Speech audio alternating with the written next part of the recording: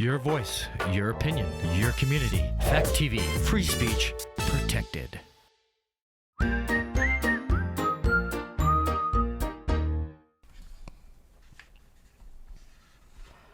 When did you buy this movie? As soon as it was released on Blu-ray. When did we finally watch it? This week. Why did we wait so long? We heard from your fiance that it was awful.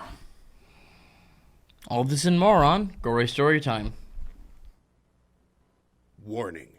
Gory Storytime is a horror movie review show by a son and his dad who thought that letting his 5-year-old watch scary movies was acceptable. If you are offended by horror or talk about blood and gore by a child, or if you don't want horror movies from the 60s through today spoiled, then there is a remote stuck in your couch cushion next to potato chip crumbs. Use it. And of course, parental discretion is advised.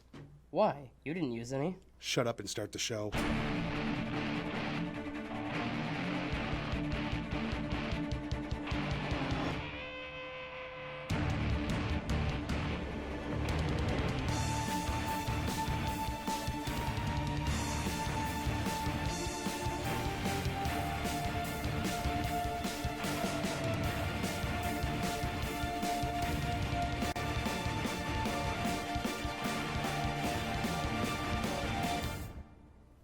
Welcome to Gory Storytime. I'm your host, Jason. I'm his co-host and his father, Craig, and this week we're doing our third of 4 movie sequels that we took a long time to watch. That we have had in the house for a long while and not watched. Not even a year ago, a few months back, we did movies we took forever to get watched, basically. And this is kind of a sequel to that. Only this sequel came way quicker than us watching these sequels. Yes. Anyway, yeah, so we're huge fans of The Shining. I'm a fan of the book. He's not a fan of reading, so that's a given. He wouldn't know, but he's a fan of the Kubrick film. I am. So, and I have to be honest, I never read Dr. Sleep, so anything that didn't match up, I don't know. Yeah. I know a couple things from the facts that I'm indifferent to the differences because I didn't know them. We didn't go in knowing these things. But anyway, it's a sequel to The Shining. Young Danny Torrance grows up and still has the shine, becomes an alcoholic. We see him quit drinking. We see him going to AA. Oh, that's supposed to be anonymous. I shouldn't have said that. No. And he is helping another little girl who has the shine because there's now a group of creatures shine vampires? that they basically suck out your soul, and only if you're a shiner? Not a shiner. If I'm going to continue to call people shiners that shine. That's okay. Anyway, the point is, this is the sequel to The Shining. They do go back to the Overlook in this, because how do you do a sequel to The Shining and not have the Overlook be part of it? Basically.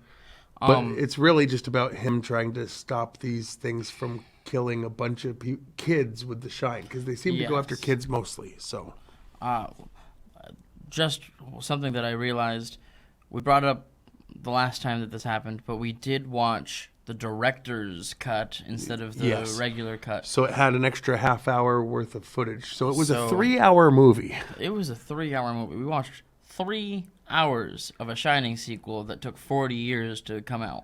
Basically. Instead of 2.5 like the people that saw it in the theaters. So yeah, if you don't recognize some of the stuff we talk about, that's because we're on possibly talking about 28 minutes you never got to see. Yeah, exactly. So is there anything else you want to say about this? Go watch this. The premise. Yeah, watch it, and then we don't have to feel like we're spoiling things. Because I will. I try not to. Oh, I'm gonna. Well, I will say that this isn't a movie that I expected until I heard about the book. Like, as soon as I heard the book, I knew there was going to be a movie because it's Stephen King and it's a sequel to The Shining. But, like, I never thought And then what? And then what? At Because it was the- like, yeah, Jack freezes to death in the end. But anyway, why don't we show them the trailer so they can Yes. see what we're talking about?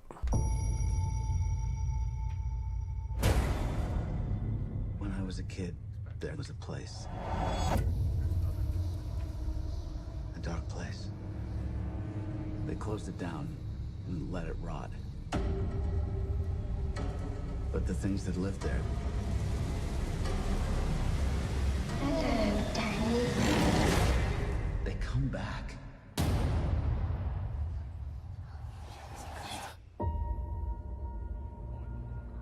I don't mean to ride the bus this far north.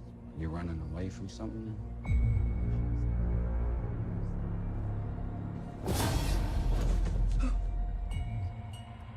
I'm running away from myself, I guess.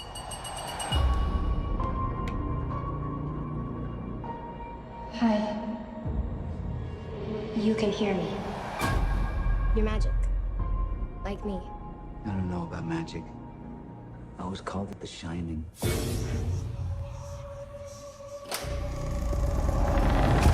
The world is a hungry place. A dangerous place.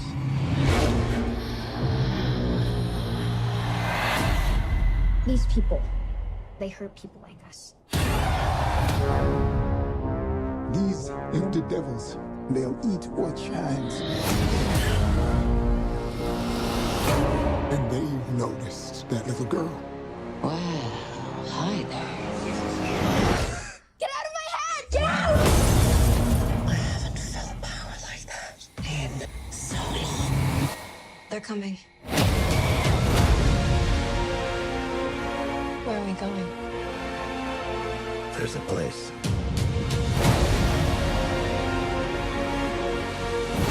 You sure you want to do this? I'm ready. Yes, you run, dear.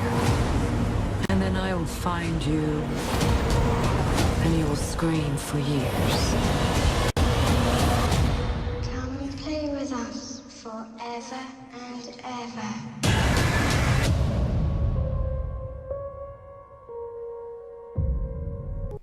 All right. Feels like it gives away so much.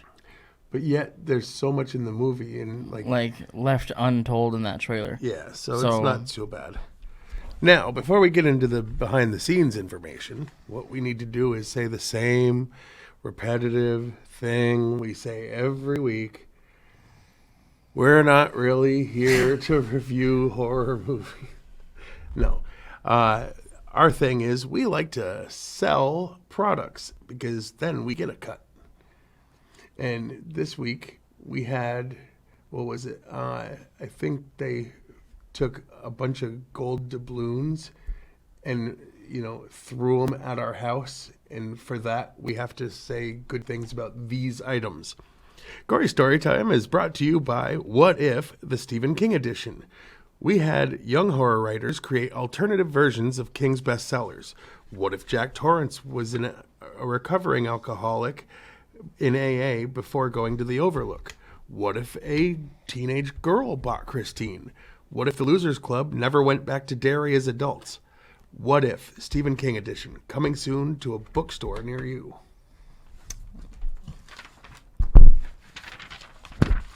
And by Nostalgia, the board game that makes you Nostalgia, the board game that makes you remember good times.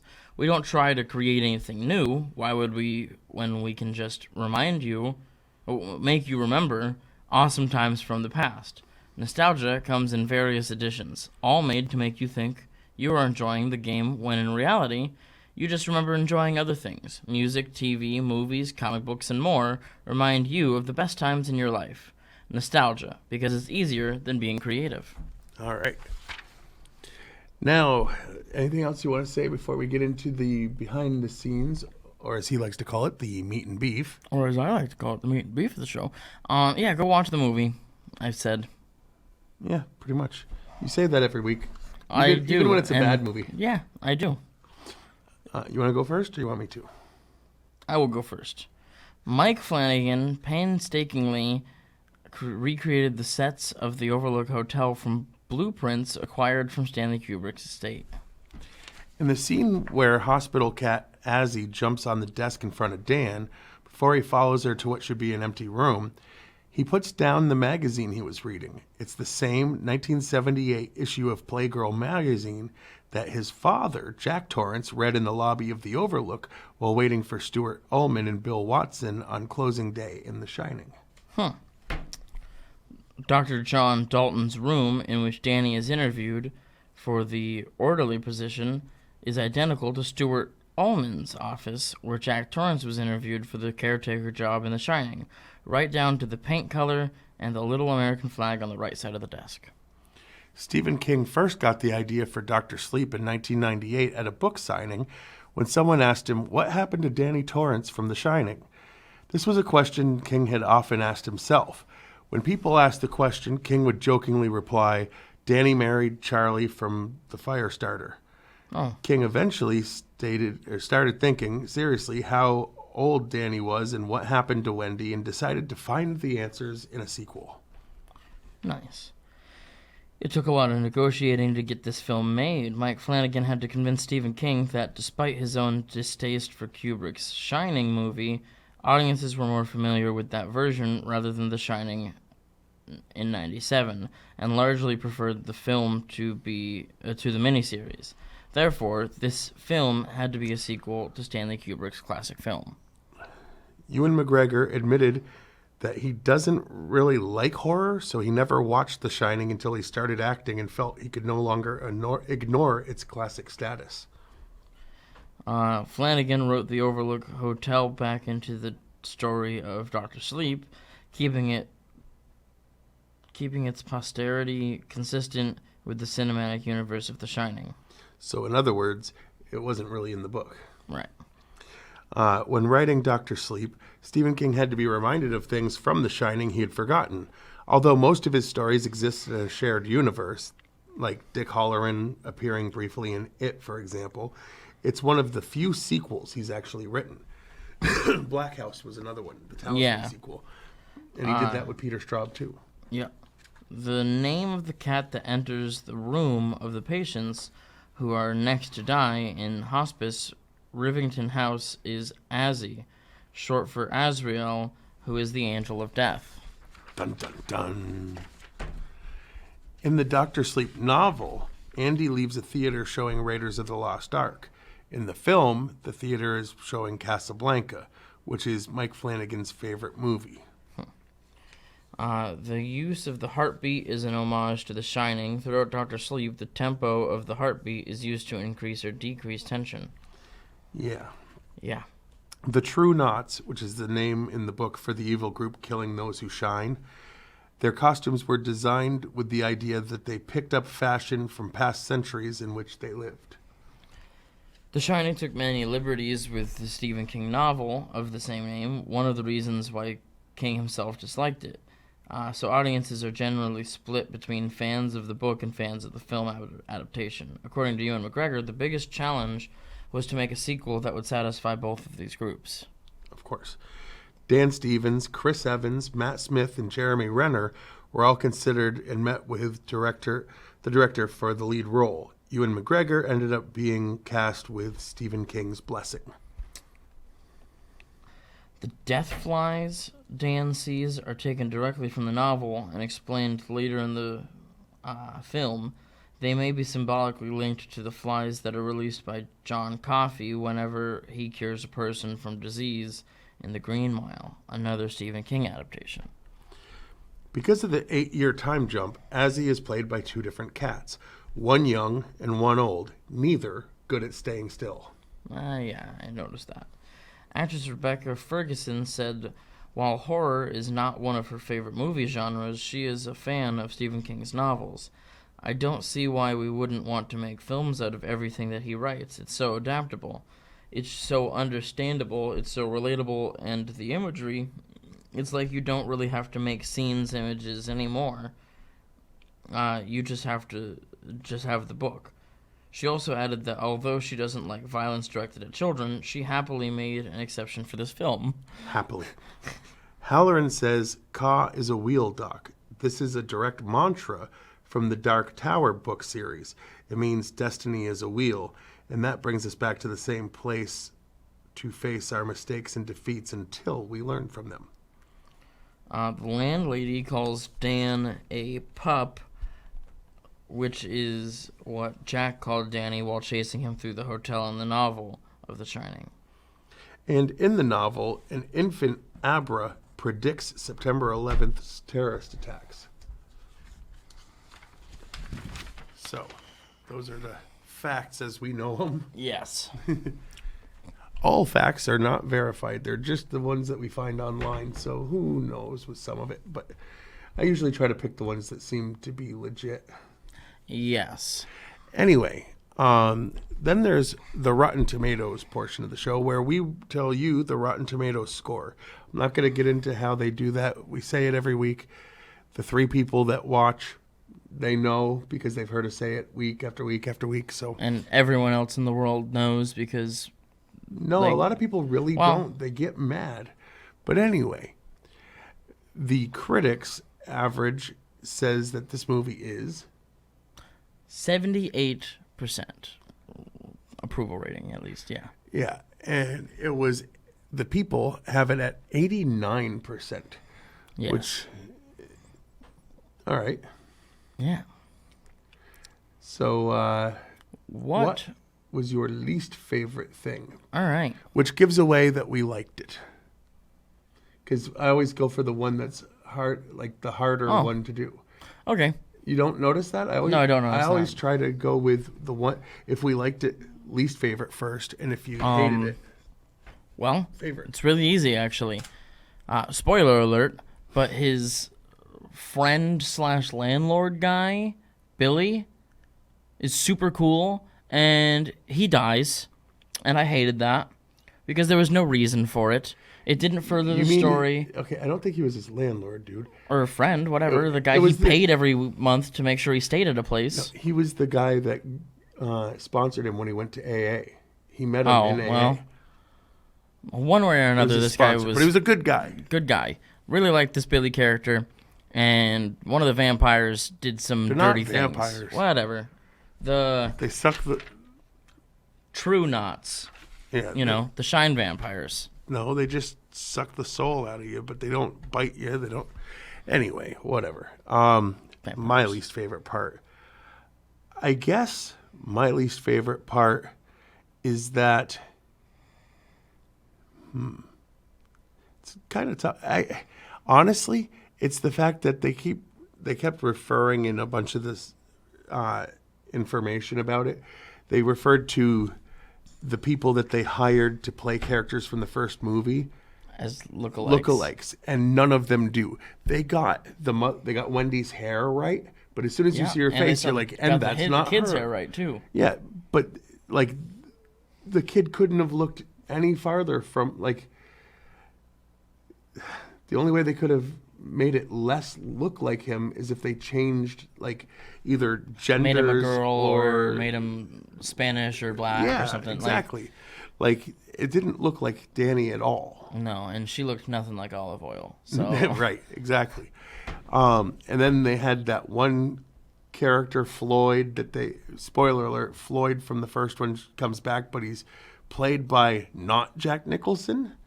Right. Not doing, like, it was supposed to be Jack Torrance, but, like, as Floyd, and it definitely was nice. Like, it was bad. Like, yes. I didn't like that. Because they tried so hard to make everything match, the things that didn't stuck out big. Yeah.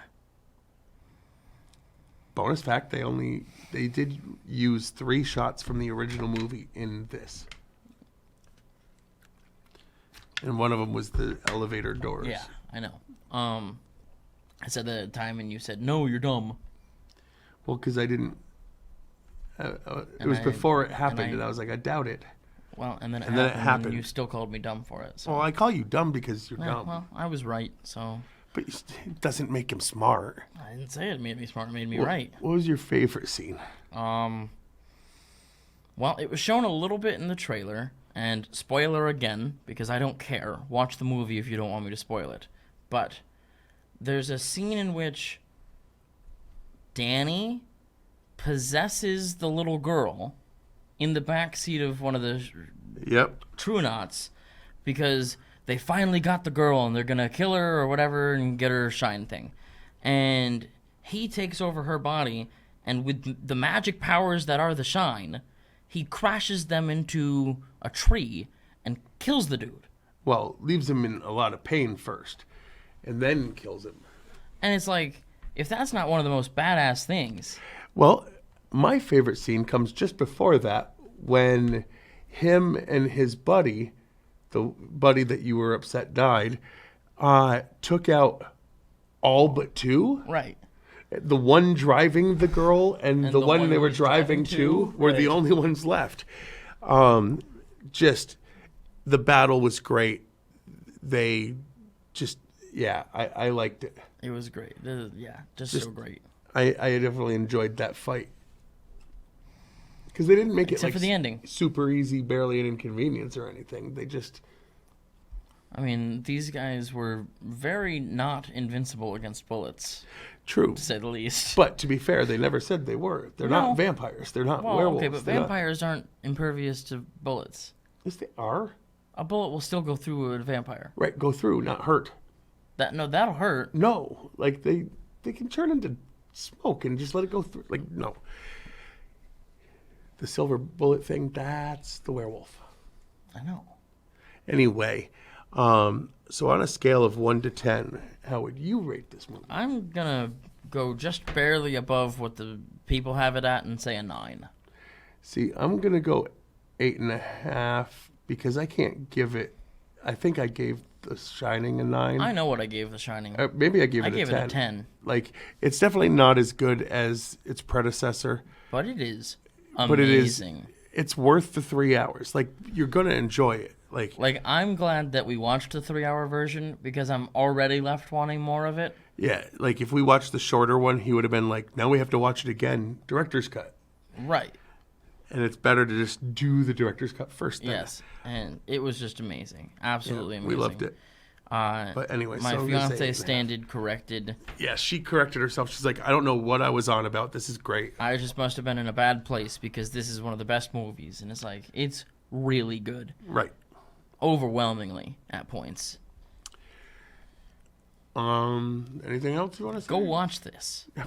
You say that. Go give them your money. Throw the stuff up on the side. He's not saying anything new. You can watch this show on Fact TV channel 1082 Thursdays at 8:30 p.m. and Fridays at 7 p.m. You can like us on Facebook, and when I say us, like I say every week, I mean Fact TV and Gory Story Time. Got over 1,000 likes on my page for this. So you can go to fact8.com, watch a bunch of back episodes of this, as well as many other pieces of entertainment that they make. And you can follow us on the Twitter. I am at Craig Jakes, all one word, all lowercase. I'm at Jiggly Firmbrain. I've got, I don't remember how many tweets waiting for me to tweet them because I keep not doing it. Yeah. Did you end up sending yourself the one before the show started today? No, because I don't even remember what it is. But boobs you can sit on. Don't ask. All right. Don't tell. All right. Also, check out my YouTube channel. Just type in Gory Story Time, and the two that'll come up is mine and Fact TV. Like, subscribe, smash that notification, all those things. Yes. That's helpful to everybody involved. And until next week, with our last of 4 sequels we put off because we're jackasses. We're pretty sure we just watched the one we're going to do. We had a couple up in the air, but yeah, I'm not going to announce it just in case we change our minds. I mean, we still got to watch the other one. Right. Anyway. Until next time, I've been your host, Jason. I'm his co-host and father, Craig. And sweet dreams.